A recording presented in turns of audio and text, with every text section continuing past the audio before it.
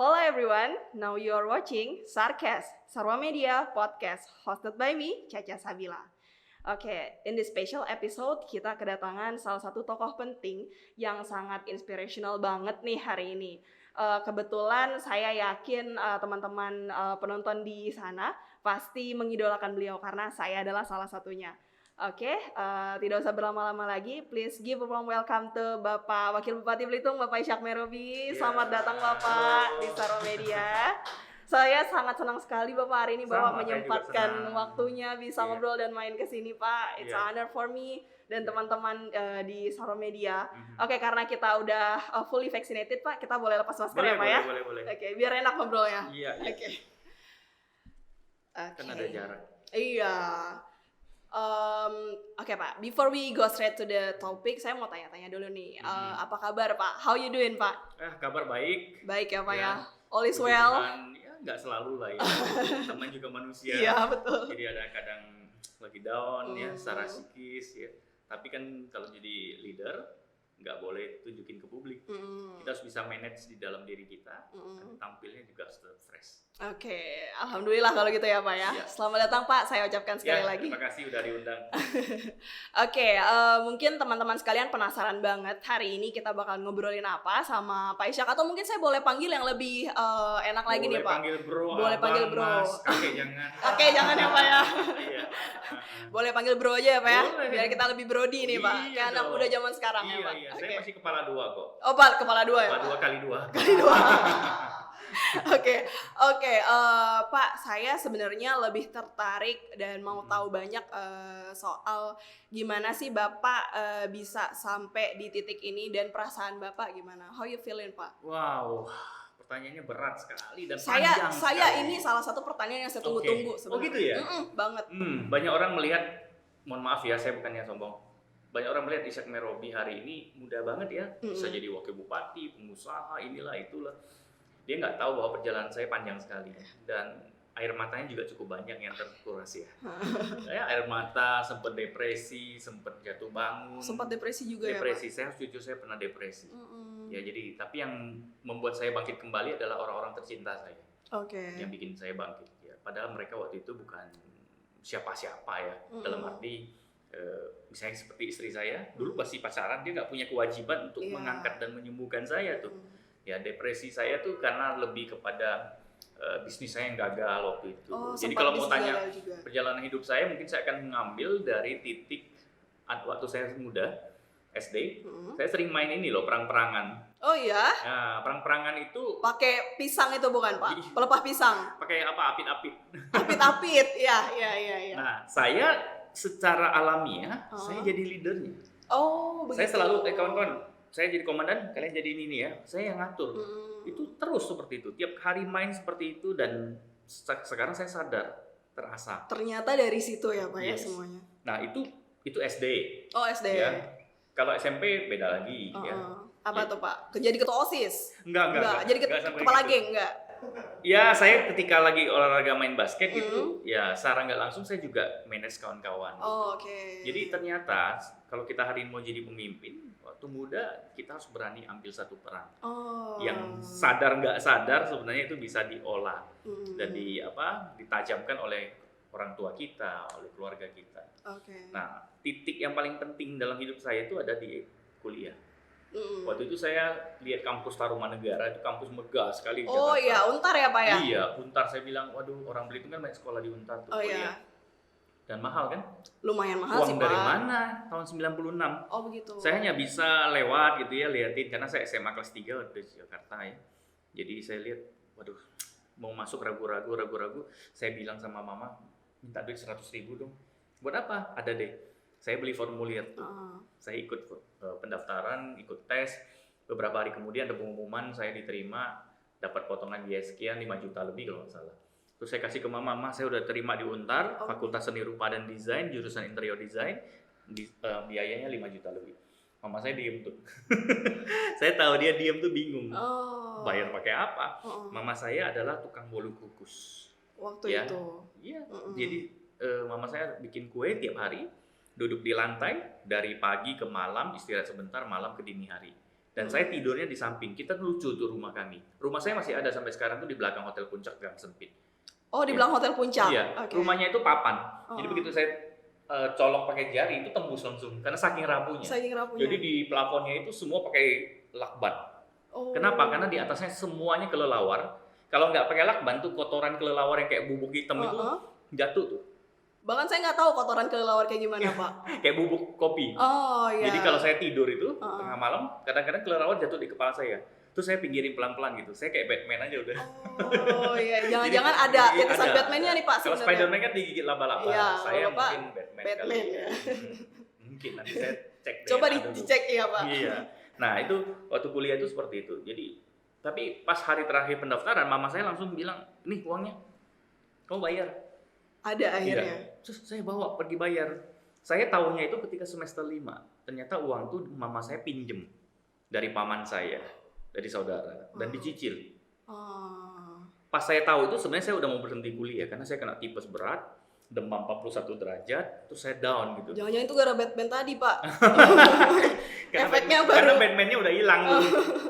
Akhirnya saya bilang, aduh saya nggak mau kuliah lagi deh. Mama saya masih di Belitung balik kan. Terus bikin kue lagi, kirimin uang ke saya tiap bulan begitu. Terus kakak saya bilang, kamu tahu nggak mama kamu tuh nyari uang susah. Kemarin kuliah itu mama kamu masih nyicil sampai sekarang.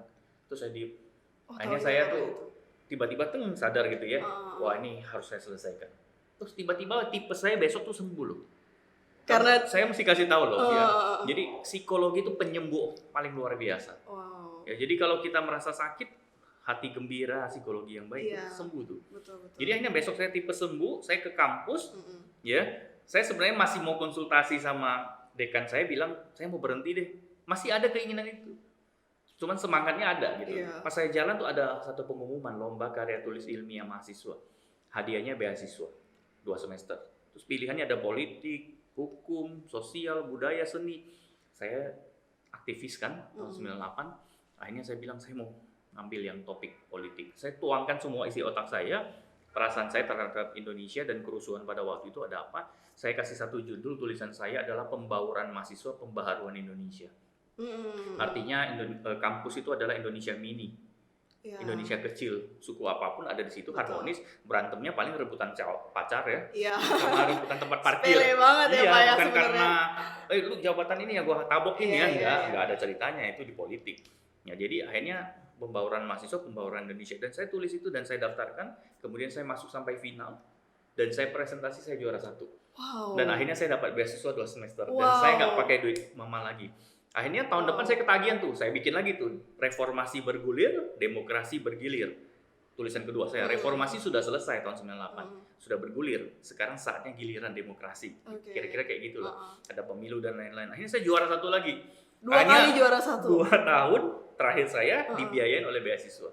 Dan saya selesai. Dan akhirnya dari yang anak tipes itu, anak tipes yang udah nggak mau kuliah, dianggap enteng sama orang lain, saya kuliah itu pakai kaos itu saya beli di Tanah Abang, beli 1 lusin, tau nggak? Sama semua. Sama semua modelnya, warnanya doang beda. Jadi teman-teman saya udah debak besok dia pakai baju apa. Terus celana saya itu cuma 2, celana jeans, gonta-ganti. Selama kuliah. Sepatu saya adalah sepatu kakak ipar saya, yang dia kerja kantoran, yang umurnya udah 40. Kamu bayangin, saya umur 20 pakai sepatu pantofel umur 40. Ya udah rusak deh saya. Pantesan nggak dapat pacar di kampus. Akhirnya nggak dapat pacar di kampus. Nggak dapat pacar, ya gembel begini siapa yang mau. Ya, kalau makannya tau nggak? Saya pernah tinggal 3.000 rupiah di warteg di belakang kampus tuh. Ibu warteg bilang, mau sayur apa? Udahlah, 3.000 dapat apa kasih aja di situ. Yang penting nasinya banyakin. Jadi ibunya kasih apa aja dengan bayar? Tiap hari saya makannya kerang, murah. Oh, justru makannya kerang di sana. Nasi putih, siram pakai kuah, kasih kerang. Kadang telur 1. Udah. Tiap hari itu teman saya lihat lu aja bosen, lu yang makan bosen sih. Gitu ya. Ya mau gimana hidup seperti itu. Tapi saya jalanin sampai 4 tahun. Ya. Terus di tengahnya saya jadi entrepreneurnya gimana? Saya lihat kawan-kawan tuh banyak yang mohon maaf ya malas mengerjakan tugas. Saya bantuin tuh. Joki ya Pak ya. Zaman sekarang joki ya Pak ya. Dan enggak, bukan hanya joki. Dan saya jalan ke pasar Lowak, ada tuh meja gambar arsitek itu. Saya lihat tuh 1 juta. Terus saya kumpulin duit, saya beli. Terus saya tanya teman saya, mau beli nggak? 1,5 juta. Akhirnya pada mau beli. Di Gramedia 4 juta kan. Iya. Cariin dong. Ya. Saya jual 10 unit, saya bisa dapat 1 unit sendiri. Oh, Akhirnya iya, saya iya. punya meja gambar. Dan saya yang anak kampung ini akhirnya bisa jadi lulusan 10 besar terbaik.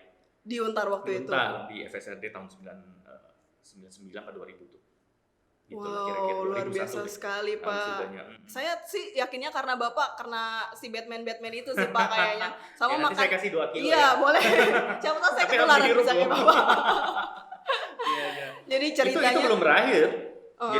Jadi saya terasah soal organisasi. Mm-mm. Saya jadi anggota senat mahasiswa, jadi anggota badan perwakilan mahasiswa di kampus. Saya ikut demonstrasi, saya ikut Sempet menyampaikan ikut juga? aspirasi di MPR karena saya Wow. ketua umum himpunan mahasiswa Tionghoa Indonesia. Iya. Saya didaulat jadi presidennya. Terus saya ketemu Pak Gus Dur, ketemu banyak lah Bu Mega dan segala macam di sana, dan saya terpanggil. Indonesia itu sebenarnya indah, Indonesia itu harmonis. Diversity Hanya orang ya, Pak, politik ya. yang merusak itu. Makanya sekarang kalau saya sampaikan salam kebersamaan dalam keberagaman. Iya, Pasti saya selalu sampaikan itu. betul. Jadi kita harus bersama walaupun di tengah keberagaman. Iya. Nah, di titik itulah saya akhirnya menemukan saya harus masuk sistem.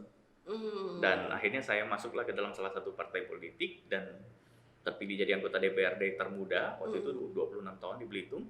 Tahun berapa, Pak? Tahun 2004. 2004. Oke. Umur 26, masih bujangan, masih culun, dibully lagi. Kok gitu? Iya, karena di DPRD yang paling muda saya. Heeh. Kemudian mohon maaf, saya minoritas. Tionghoa sendiri, agama non-muslim sendiri, kemudian partai politik 1 kursi. Jadi saya minoritasnya 4 kali tuh. Oke. Ya. Sangat minor sekali ya, Pak, Iya, ya. minoritasnya 4 kali. Dan saya dianggap anak muda yang nggak ngerti apa-apa. Oh. Tapi saya meyakinkan senior-senior bahwa saya sanggup. Anak muda itu bukan soal usia, Iya dong. tapi soal kompetensi. Betul. Dan saya akhirnya bisa leading tuh jadi ketua fraksi partai terbesar, ketua fraksi terbesar 13 kursi dari 25. Dan saya bisa jadi wakil ketua badan kehormatan dan sebagainya. Di situ. Ternyata semuanya berangkat dari situ ya, Pak, ya. Iya. Saya waktu itu juga sempat ngelihat Bapak, jujur saya ngefans nih sebenarnya sama Bapak. Kenapa? Salah satu tokoh yang kalau misalnya di Belitung tuh bener-bener terlihat program ke anak mudanya nih, Pak. Toko Karena apa? Toko souvenir? tokoh inspirasional, Pak. Oh, gitu, iya. Iya dong. Jadi waktu itu saya sempat datang ke salah satu acara apa gitu, saya lupa, setahun atau 2 tahun yang lalu. Itu waktu itu Bapak sempat ngobrolin masalah speech, ada cerita tentang seorang bapak yang punya 2 anak, yang waktu itu bapaknya pernah bilang kalau pas bapaknya meninggal, mereka tuh kaya raya, anaknya jangan Jangan kena matahari. Bener banget. Itu saya ingat sampai sekarang, Pak. Saking saya ngefans loh, beneran saya ngefans sama Bapak. Dan masih banyak Jadi, cerita. Betul. Jadi saya bilang tokoh inspirasional karena memang benar, nggak hanya sebagai tokoh politik begitu ya, sebagai leader di Cerita program begini bisa dijual di NFT nggak? Eh, Siapa tahu saya dapat duit banyak. Waduh, bagi 2 Pak sama saya. Dan selfie aja dapat miliaran loh. Iya, Bapak suka selfie mungkin karena itu kali ya. Di Saya- Instagram saya lihat Bapak suka selfie loh, Pak. Kadang-kadang karena nggak ada juru fotonya, mana ya orangnya. Masalah. Oh, iya. Oke, balik lagi ke cerita itu, Pak. Saya senang banget. Jadi waktu itu maksud saya filosofi yang masing-masing orang terima itu berbeda. Bahkan dari 2 anak yang satu bapak pun begitu ya, mereka menerima message-nya tuh berbeda gitu loh. Jadi saya rasa setiap orang berhak punya cerita yang bisa menjadi inspirasi buat orang lain. Cocok jadi Salah pemimpin satunya kamu. Bapak. Terima kasih loh, Pak. Terima kasih loh, Pak. Tolong gantikan saya ya. Iya. Kita tukeran aja, saya di situ, Bapak di sini. Boleh. habis ini. Ya benar. Bapak yang wawancarain saya nih. Iya. Nanti kamu akan merasa tidak punya privacy. Ya ampun, oh ternyata itu Oh, ya, Pak, ya, iya, efeknya. iya. Gimana sih Pak rasanya nggak punya privacy? Ya, kehilangan. Jadi ketika kita terpilih dilantik, kita bukan lagi milik keluarga, tapi milik semua orang. Kenapa? Karena kamu begitu keluar sini, misalnya dari ruang podcast, ketemu orang, sampaikan aspirasi, kamu nggak bisa nolak. Iya. Artinya betul. hidup kamu punya orang lain. Uh-uh. Saya kenapa nggak pernah olahraga naik sepeda dan jogging lagi? Karena setiap kali saya mau olahraga, saya jalan 5 meter ketemu orang, Pak, BPJS saya mau Oh diperpanjang. gitu. Ya, jalan. Oh begitu. Akhirnya saya nggak olahraga tuh. Jadi seminggu sekali, pada waktu saya olahraga hanya 1 kali ya. Jadi ya seperti itulah. Kalau Bukan saya menolak menerima aspirasi, Iya. tapi hidup itu perlu ada privacy ya, Pak. proporsional. Betul. Saya setuju sih. Oh iya, ngomong-ngomong soal olahraga nih Pak, saya lihat di Instagram Bapak suka main golf, Pak. Kemarin main golf sama Gading, saya lihat seru banget. Bapak nih Iya, teman-temannya tuh artis sekarang, Pak. Bapak jadi selebgram apa di Belitung? Begitu ya. Saya nggak menyadari itu. Iya, loh Pak, endorsement sekarang mahal loh Pak. Iya, Kalau benar, udah benar. Instagram verified kan Pak ya. Tapi kok gue nggak kaya-kaya ya? Mereka kaya-kaya kok gue nggak ya? Pak, kayaknya hati Pak Oh, berarti gitu. Bapak. Yes. Iya kan? Pintar banget sih kamu. Lama nih briefingnya tadi Pak. Oh gitu ya? Iya. Iya, jadi saya lihat Saya tuh orang yang dulu tidak suka golf dan saya anti karena saya anggap golf tuh mahal. Gila olahraga apa? Masa sih Bapak anggap pukul mahal? bola kecil begini yang stres kali tuh orang. Iya. Ya kan? Panas-panas Pada ya Pak satu ya. ketika Bapak Kepala Staf Presiden Pak Muldoko datang ke Belitung berkunjung dan dia bilang, Ishak, kamu jam 4 pagi, jam 4.30 kamu jemput saya di hotel. Mau kemana Pak? Temenin saya main golf. Mati aku. Jam 4 pagi. Ya kan? Saya temenin, tapi saya nggak bisa main. Kamu ayo ambil sticknya. Pak, saya nggak bisa main Pak. Lah kamu nggak ngomong. Iya, kamu lain kali harus belajar golf. Saya akan datang lagi kalau kamu sudah bisa main golf. Gitu. Jadi akhirnya saya sejak itu 2 tahun ya. 2 tahun yang lalu saya belajar. Belajar tuh. Saya belajar golf, saya tekunin. Akhirnya bisa, walaupun nggak pinter. Masih sering kalah lah ya. Gitu. Ya, piagamnya juga lumayan banyak sih. Kalah dan dapat piagam. Bingung kan? Tapi saya juga sering belajar driving di sana, Pak. Oh gitu ya? Iya, betul. Saya sering coba-coba sama teman saya, kebetulan dia suka main golf. Jadi saya sering ikut dia. Saya coba-coba tuh main golf. Tapi mungkin karena saya passionnya nggak terlalu suka panas kali ya, Pak. Maksudnya karena kalau panas di pantai kan kita kena air, tapi kalau misalnya di golf kan memang panas gitu kan. Ini jadi korbannya nih begini nih. Nah, ya. Belang ya, Pak ya. Belang. Gak Tapi apa-apa udah yang punya ini. tapi seru sih kalau misalnya golf di sana, maksudnya ada view-nya begitu. Golf itu punya filosofi. Oh, apa tuh, Pak? Kejujuran pada diri sendiri. Jadi kalau kamu pukul bola masuk hutan, terus kamu nggak jujur, kamu keluarin tuh. Kawan kamu kan di ujung sana nggak ada yang lihat. Iya. Nah itu Filosofinya. Dan kesabaran. Jadi kalau kamu pukul lagi moodnya nggak bagus, nggak sabar, bola kamu pasti kemana-mana. Oh, ternyata itu dari mood juga ya, Pak? Iya, jadi kalau kamu main golf, handphonenya jangan dilihat. Saya kalau habis baca WA, saya main golf, pasti jelek. Oh, begitu. Mungkin itu alasan saya nggak bisa sampai sekarang ya. Terus, saya main HP mulu soalnya, Pak, di sana. Konsentrasi hilang. Okay. Terus misalnya ada masalah belum selesai, kita bawa dalam pikiran, terus kita mau pukul bola. Pikiran di tempat lain, mata di bola. Nggak konsen. Jelek. Oke, belajar fokus. Karena banyak kawan-kawan tuh memang bakat bermain golf. Tapi kalau saya karena tekun. Beda, begitu kita nggak tekunin lagi jelek. Iya. Kalau yang bakat, mau 10 tahun kayak 15 tahun nanti dia belajar 2 kali lagi selesai. Betul, tangannya ajaib gitu ya Pak ya. Itu dia. Kalau selain golf Pak, main apa lagi Pak kalau olahraga sekarang? Nggak ada sih ya main game. Main game? Sama anak saya. Okay. Saya main Nintendo Switch. Main Nintendo? Sama anak saya. Berarti Bapak ini family man banget dong sebenarnya? Saya Sabtu orang Minggu yang di nggak rumah. bisa jauh dari keluarga. Oh, oke. Saya akan rindu terus sama anak sama istri ya. Kadang-kadang sih sama istri ya. Kalau dia nggak ngomel misalnya. Kalau nggak ngomel kangen. Kalau masak di rumah ya. Kunci rumah saya nggak bawa lagi. Loh, enak kalau nggak masak tinggal nyebrang Pak di depan. Oh iya. Kan? Betul. Sering nongkrong nggak Pak di depan Pak? Di gorong-gorong, di Karawaci, di Janji tuh. Jiwa. Masa sih? Saya sesekali aja sih. Sesekali Kalau aja. gorong-gorong saya jarang. Karena kan pandemi ya. Ya Agak benar. ramai di situ. Benar. Tapi ya dulu sering. Sering ya Pak ya. Sejak Nanti pandemi bisa juga. ketemu saya sering di situ Pak soalnya. Nyanyi ya? Enggak. Oh kamu yang Saya selama nongkrong. ini gangguin jam 11 malam. Enggak. Ampun, penyanyi digorong, bukan saya. Oh, bukan ya? Oke, kalau ngobrolin masalah UMKM nih Pak di Belitung, ini saya juga senang, kebetulan saya juga punya produk Pak. Apa tuh? Saya punya produk namanya Alun. Nah Bapak kan sekarang jadi selebgram nih di Belitung. Siapa tahu Bapak tuh bisa support program-program UMKM. Oh, sangat bisa. Soalnya saya lihat di YouTube Bapak juga aktif ya Pak ya. YouTube menyorot saya memang dilahirkan UMKM. untuk namanya impresi. Impresi TV. Impresi ya? itu artinya apa sih? Impress. Ya, impresi itu impression ya. Impression. Jadi kesan. Jadi seseorang lihat produk harus terkesan dulu. Okay. Kamu taruh produk di rak, orang akan lihat, saya tertarik dengan tutup hijau. Yang lain tutupnya biru. Yeah. Terus kenapa kamu ambil tutup hijau? Yeah. Karena mata kamu visual. Jadi itu impresi itu penting. Impresi. Jadi kalau mau jual UMKM harus jual impresi pertama kali. Okay. Impresi itu singkatan. Ishak Merobi untuk pembangunan pariwisata ekonomi kreatif. Oh, oke.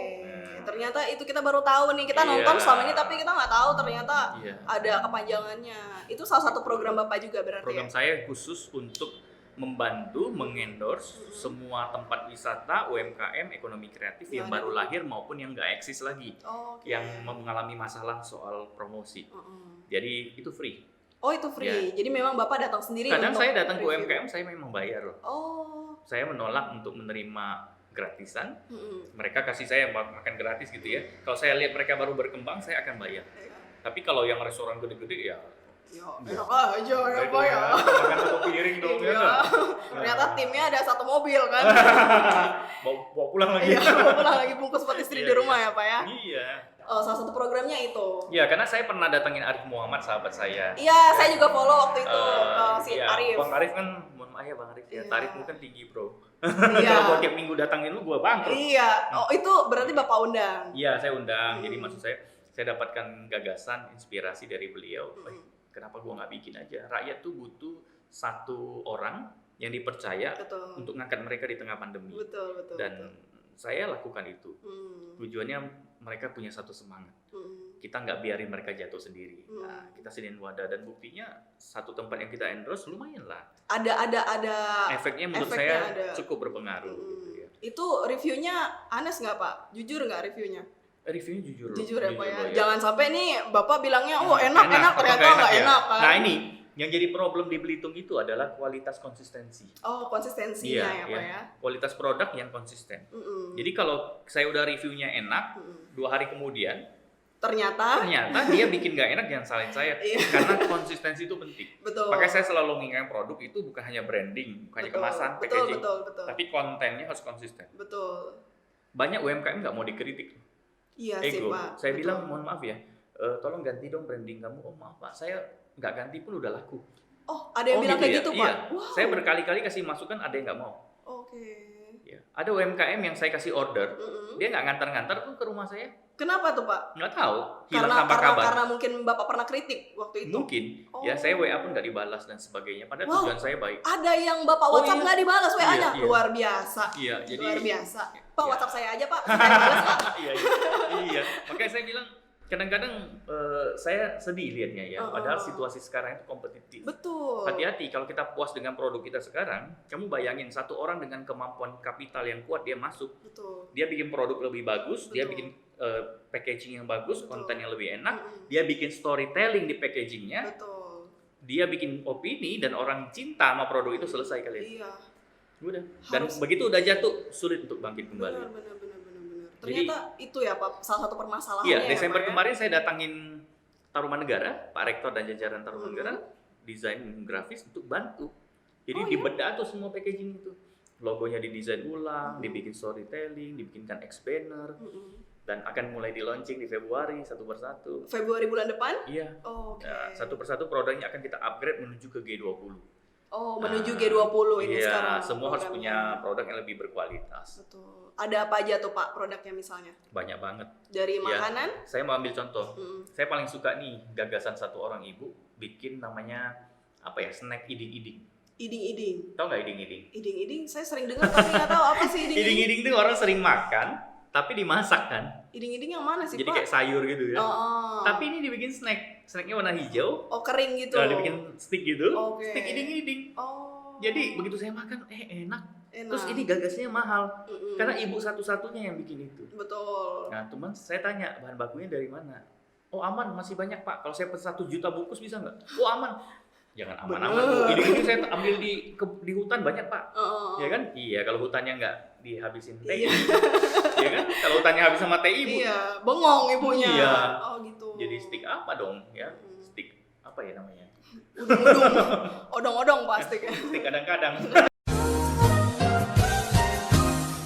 Jadi, itu gagasan bagus ya. Jadi jangan kita jadi plagiator. Kadang-kadang orang tuh lihat orang bikin kerupuk ikan, bikin kerupuk ikan, ikut-ikutan ya Pak ya. Aduh. Betul. Mana sih inovasimu, kreasimu? Cobalah kita bikin sesuatu yang lebih baik. Padahal udah banyak gitu loh, maksudnya kalau kita mencontoh mau belajar dari internet pun banyak ya Pak ya. Bahkan harusnya kalau kritik dan masukan apalagi dari Bapak gitu harusnya mereka bisa improve lah. Iya, saya kritikin karena sayang aja sih. Betul. Ya bukan karena kita marah. Ya kritikan memang untuk membangun ya Pak ya sebenarnya.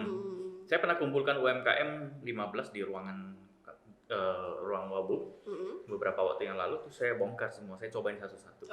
Ini kurang enak begini. Nah, saya ambil contoh di Kuala Sicuk, ada pengusaha telur ayam kampung.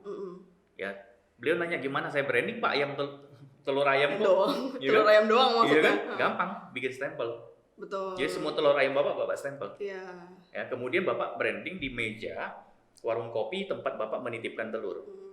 Ya, jadi di sudutnya Bapak tulis telur setengah matang di warung kopi ini menggunakan telur merek ini. Iya. Ya gitu. Betul. Nomor teleponnya. Jadi orang makan telurnya seger ya.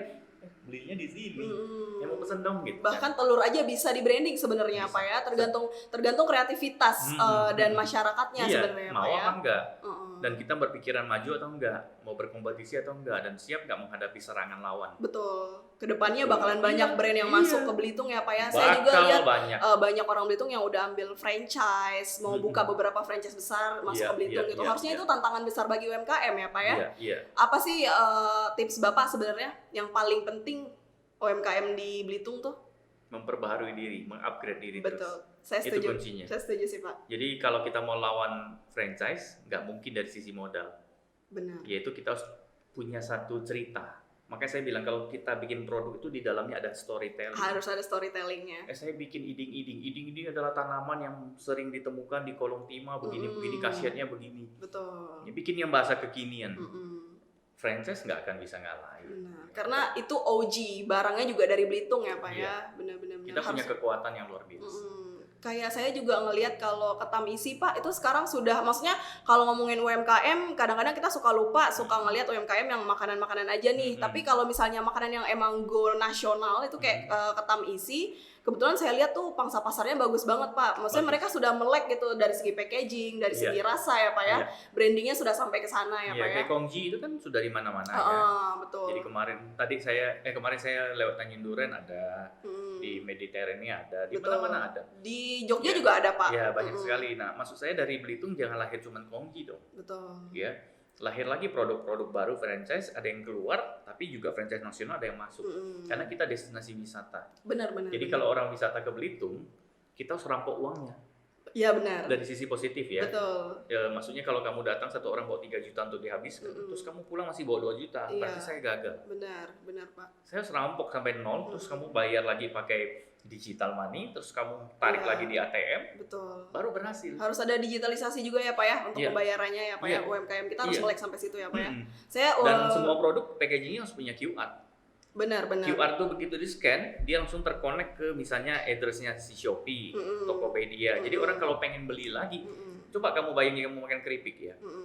Keripik terakhir nih, kamu makan ya habis. Mau beli di mana ya? Iya betul. Kemarin saya beli di Belitung. Terus pasti kamu lihat langsung order lagi. Ada QR coba. Iya, betul. Beli lagi. Benar. Itu meningkatkan penjualan. Nah, tugas pemerintah apa? Menyediakan pesawat kargo, ekspedisinya lancar. Betul. Menyediakan konsultan, dipload, ada desainer. Saya siap setiap saat 24 jam. Ya. Kirim WA saya akan baca, besoknya saya jawab, mendampingi bagaimana sih membuat produk kamu lebih unggul. Betul. Karena saya sekolah desain. Iya, itu ya Pak, ternyata impact-nya untuk sekarang mengerti desain itu di era digitalisasi ini sangat penting ya Pak ya, termasuk branding dan packaging. Makanya saya beruntung saya menempuh pendidikan S1 desain, S2 administrasi bisnis, jadi saya ngerti bisnis. Sekarang saya lagi tempuh S3 digital marketing dan entrepreneurship. Oh, itu jadi, kemarin saya tertarik mau ambil itu loh Pak sebenarnya. Oh gitu ya, cocok tuh. Jadi kita harus mempersiapkan diri menghadapi tantangan masa depan. Benar. Jadi kita cepat-cepat adaptasi, kalau enggak kita tergilas. Dan nanti ilmu yang saya dapat ini akan saya pakai untuk bantu masyarakat. Saya tuh punya cita-cita nanti kalau udah pensiun jadi pejabat gitu ya, saya akan melayani masyarakat dari sisi UMKM. Saya akan jadi konsultan gratis mereka keliling Indonesia. Wow. Itu impian saya tuh. Biasa sekali. Makanya saya belajar main golf. Supaya stick golfnya menemani saya. Oh, dengan stick golf itu bisa bawa bapak kemana-mana gitu. Hari ini main golf, besoknya keliling lihat UMKM, kita bantu branding, kita bantu untuk jadi konsultannya, keliling Indonesia.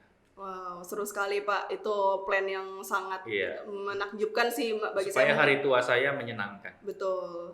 Yang ditunggu sebenarnya hari tua yang menyenangkan ya Pak ya, biar itu happy paling terus. mahal. Betul, biar selalu sehat dan happy terus ya Pak ya. Kita lihat ada artis ya, ketika dia muda dia kerja keras, betul. Begitu dia udah uangnya sangat berlimpah, dia tiba-tiba dapat satu sakit. Sekarang dia nggak bisa pakai tuh duitnya, membeli kesehatannya nggak bisa. Dia terlalu nge-push. Jadi udah banyak contoh di hidup ini, kita nggak boleh seperti itu. Melayani publik, iya totalitas, tapi kita juga harus menjaga hati dan juga jaga fisik kita supaya kita tuh tetap sehat dan bisa melayani orang di waktu-waktu yang Betul, dibutuhkan. betul. Saya setuju Pak. Kalau kata anak milenial nih Pak, work life balance Pak sekarang. Iya. Anak Jaksel work life balance, Pak Ishak udah duluan. Kalian telat semuanya. Jadi ngefans sama Pak Ishak adalah kuncinya. Kita contoh yang ada di depan sampai lupa mata cukuran aja. gua saya. Oke Pak, ada nggak yang mau disampaikan lagi Pak buat teman-teman Banyak sih. penonton di Kalau sana? kamu siap 6 jam kemudian. Waduh, Kira-kira jam kuat 4 ya Pak. sore lah ya. Sampai sore. Saya kuat. Kuat ya Pak ya. Episode 2 nanti saya sambung. Iya boleh, nanti kita tukeran. Saya bilang Bapak cocok. boleh. Ya. Boleh. Seandainya kamu wakil bupati ya. Amin Saya loh punya teman-teman. pertanyaan nanti.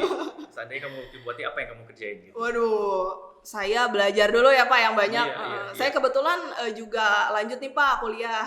Kemarin ambil S1 manajemen bisnis perjalanan, terus selanjutnya saya ambil pariwisata ya karena saya juga berpikir saya mau balik lagi ke Belitung, saya mau bangun Belitung gitu loh Pak. Ya seperti Bapak berpikir seperti itu gitu. Saya juga sangat senang sekali kalau misalnya orang. Bagus sekali, kamu umur berapa sekarang? Saya 24 Pak. 24 ya. Oh, good.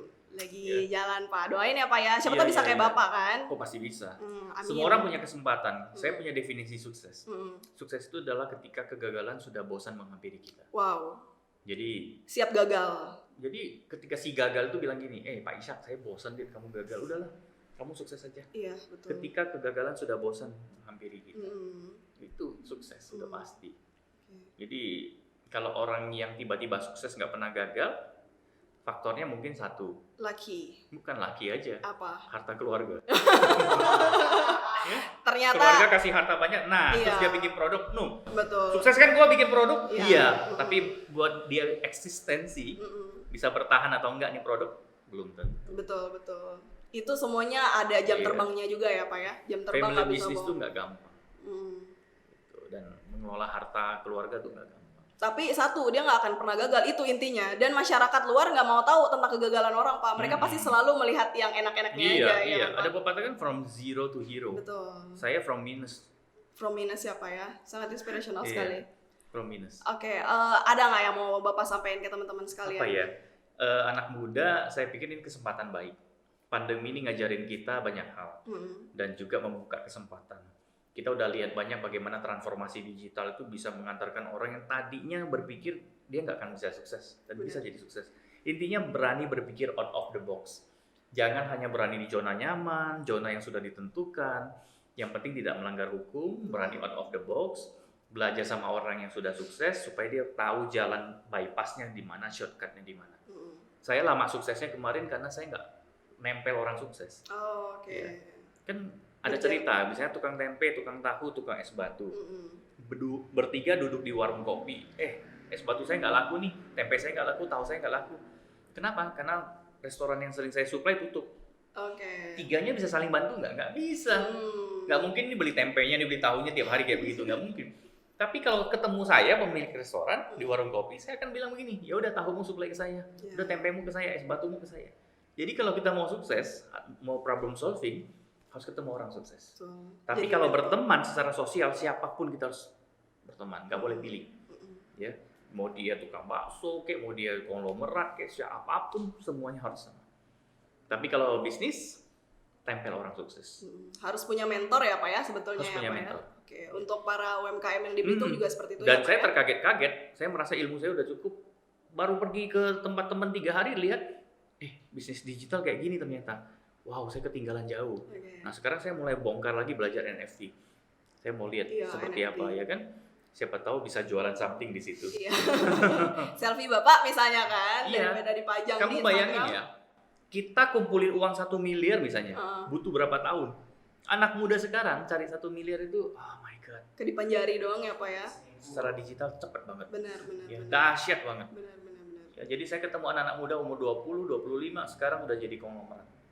Dan mereka penampilannya oke tuh. Betul. Ya, cuman yang saya ingatkan anak muda itu kalau udah kaya, udah sukses, karaktermu jangan tidak mencerminkan kita sebagai orang timur. Benar. Itu yang sering lupa. Benar Pak. Ya. Kita mau gaya-gaya ke barat-baratan, lupa kita orang Indonesia, nggak bangga dengan kearifan lokal, dengan budaya. Itu harus ada cirinya. Betul. Ya, tetap low profile itu paling penting. Benar. Kan padi makin berisi makin merunduk toh. Betul. Nah, itu sih. Setuju sih Pak. Oke, terima kasih Bapak Udah atas. selesai? Saya baru pemanasan loh. Oh, mau lagi kayaknya Bapaknya. Nanti kita ada episode 2, 3, 4, 5 sama Pak Ishak. Boleh kita lanjutin lagi atau Bapak yang jadi hostnya nggak apa-apa. Terima Tadi kasih saya udah banget. minum obat kuat. Tapi belum cukur kumis katanya kan? Cukur kumis dulu ya Pak ya. Karena saya ke Jakarta lupa bawa. Oh ini habis dari Jakarta berarti ya? Iya. Saya lihat kemarin peresmian MES ya Pak ya? Iya, MES Pemda Belitung Yang ganti di nama Jakarta jadi Pusat. Wisma Bukit Pramun. Oh. Karena kita mau mengingatkan orang lain bahwa kita punya geosite yang indah. Di Oh, setiap oke. wisma harus dikasih nama geosite. Oke. Dan MES itu 4 tingkat. Itu di dalamnya ada 18 kamar, ada reception area, ada kayak hotel bintang 2. 18 kamar. Iya, dan nanti diperuntukkan buat masyarakat Belitung. Mm-mm. Nanti dibagi rata, ada yang buat program sehati yang berobat, Oh, rujukan, iya. supaya mereka juga punya healing power melalui kamar Healing. yang enak. Iya, Ya. betul. Jadi kekuatan penyembuhan itu bukan dari dokter aja, tapi dari situasi. Kalau dia datang ke Jakarta tuh ruangnya nyaman, nggak bayar. Kan kadang kasihan orang Belitung. Betul. Setiap kali dirujuk ke Jakarta dia berpikirnya macam-macam. Saya tinggal di mana? Mm-mm. Nanti saya tersesat, terdampar. Udahlah saya tahan aja sakitnya dan akhirnya meninggal. Sekarang jangan pikir seperti itu. Pemerintah Belitung saat ini sudah menjamin Anda dirujuk sampai Jakarta. Sudah memfasilitasi sampai sana. Asalkan Anda pemegang kartu BPJS gratis yang PBI. Oke. Gitu. Berarti hanya bawa BPJS saja Iya. sudah bisa tinggal di sana ya Pak ya Iya, untuk ikut betul. pengobatan yang ada di Iya. Jakarta. Yang jadi masalah adalah sekarang banyak orang tidak mampu tapi belagak mampu. Gimana tuh Pak misalnya? Ya. Spill Jadi dong misalnya Pak gini, sama kita. dia nggak punya kemampuan, Iya. tapi dia tetap mau ngotot ikut BPJS kelas 2, kelas 1. Oh. Ya, dia pengennya dirawat, ketika dirawat dia masuk ke ruang kelas 1. Udahlah, nggak usah seperti itu kok. Kelas 3 juga oke, tapi kelas 3 ini punya perawatan paripurna. Kita punya program sehati, nanti Anda berangkat Jakarta Opname tuh free. Bisa tempatin MES Pemda. Kalau jangka panjang nanti dipindahkan ke Kemayoran dan sebagainya. Itu yang paling penting, di saat pandemi ini ekonomi boleh rontok, Betul. tapi pelindungan mereka dari sisi kesehatan nggak boleh rontok. Dan pemerintah sudah menyediakan itu ya Pak ya Iya, sebenarnya. nah sekarang kan Belitung zero COVID. Iya. Ya, jadi udah 5 hari nih zero. Jadi tugas saya dan Pak Bupati adalah bagaimana menstimulasi ekonomi cepat pulih. Jadi sekarang saya keliling nih mikirin dan mempersiapkan Belitung sebagai tuan rumah G20 di September nanti. September ya Pak ya. Oke, siap-siap teman-teman. Nanti kita bikin akan- podcast khusus ya, Betul, G20. G20 ya, September kita harus menyambut Barang apa itu ya, Pak ya. G20? Iya. Kan pada nggak tahu tuh dibikin G-Force atau apa. GeForce. Iya kan? Oke. G-Shock, kayak saya punya nih. So, sebut merek. G-Shock, ya, tolong ya G-Shock ya. Oke, terima kasih atas bincang-bincangnya hari ini Pak. Oke. Saya sangat senang sekali. Sama, saya juga senang. Banyak sekali cerita dan insight yang saya dapatkan dari ngobrol kita hari ini. Pasti akan ada podcast selanjutnya dengan Pak Robi ya Pak ya. Iya. Biar Brody Kalau ini Robi itu kita- panggilan sayang saya di rumah loh. Oh, panggilan Mama saya sayang. panggil saya itu, Waduh. kakak saya, istri saya. Kok kamu tahu sih?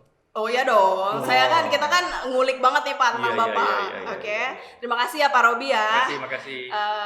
Oke teman-teman, terima kasih udah nonton episode kali ini. Jangan lupa nonton next episode, pasti akan ada bintang tamu yang jauh lebih seru dan siapa tahu ada Pak Ishak lagi. Makanya Oke. nonton terus ya. See you, bye. Sehat selalu.